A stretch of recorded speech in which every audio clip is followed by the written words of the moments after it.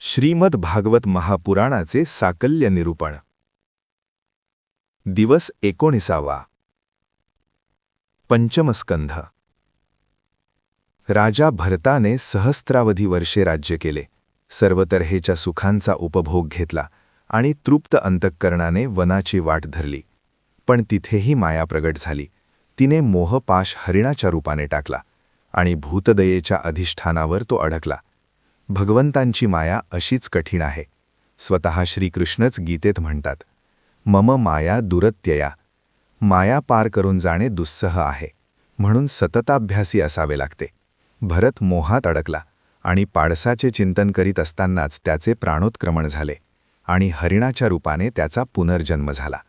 पूर्वसंस्कारामुळे तो हरिण पुन्हा पुलत्स्य पुलह ऋषींच्या आश्रमाजवळ राहून सुकलेली पाने खाऊन मृगयोनीच्या समाप्तीची वाट पाहू लागली. एके दिवशी गंडकी नदीत त्याने देहार्पण केले आणि पुढे शमदमादी आचरणसंपन्न अशा अंगिरस गोत्रात ब्राह्मण कुलात उत्पन्न झाला. प्रवाहे शुद्धते नदी असे तैतिरीय उपनिषदात म्हटले आहे. नदीच्या काठी, त्यातही गंगेच्या काठी, देहपात झाला तर जीवाचा उद्धार होतो. हरिणाचा उद्धार झाला. तो श्रेष्ठ ब्राह्मण कुळात उत्पन्न झाला. त्याच्या उत्कृष्ट पुण्यकर्मामुळे आणि भगवंत कृपेमुळे त्याला पूर्वज्ञाती स्मृती होती. आतापर्यंत जन्मोजन्मी कितीही सत्कर्मे केली, पुण्यकर्मे केली, तरी नातलगांचा संग, संसार प्रपंचाचा संग पुन्हा जननमरणाच्या चक्रात पाडतो.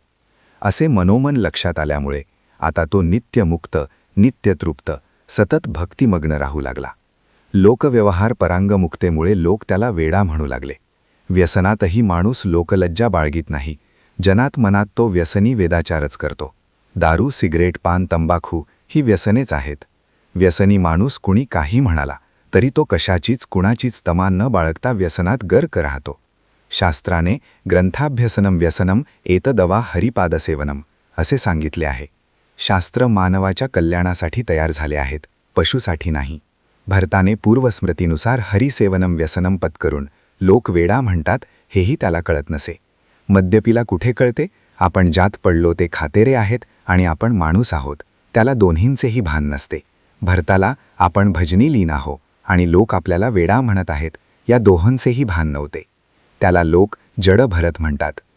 जड भरत उन्मनी अवस्थेत रानावनात फिरत असताना सिंधू सौवीर देशाचा राजा रहुगण याची स्वारी पालखीत बसून मार्गक्रमण करीत होती. त्याला पालखीला जुंपले तसा जड भरत धष्टपुष्ट होता, पण पूर्वसंस्काराने त्याची पापभिरुता जागृत होती. चुकूनही आपल्या पायाखाली किडामुंगी मरू नये म्हणून तो सावध पावले टाकू लागला. त्यामुळे इतर तिघा पालखी वाहकांच्या गतीवर परिणाम होऊ लागला. राजा रहुगणाला हेलकावे बसू लागले. तेव्हा तो क्रुद्ध झाला. भोई घाबरले. त्यांनी जडभरताकडे बोट दाखवले. रहुगणाने त्याच्याकडे पाहिले. तरुण धट्टाकट्टा असून कार्य करण्याची शिस्त नाही म्हणून त्याचा उपहास करू लागला. जडभरत तरीही स्वस्थच होता. रहुगण म्हणाला, अशा लोकांनी जगून काय उपयोग, यांची जीवन समाप्ती करावी लागेल.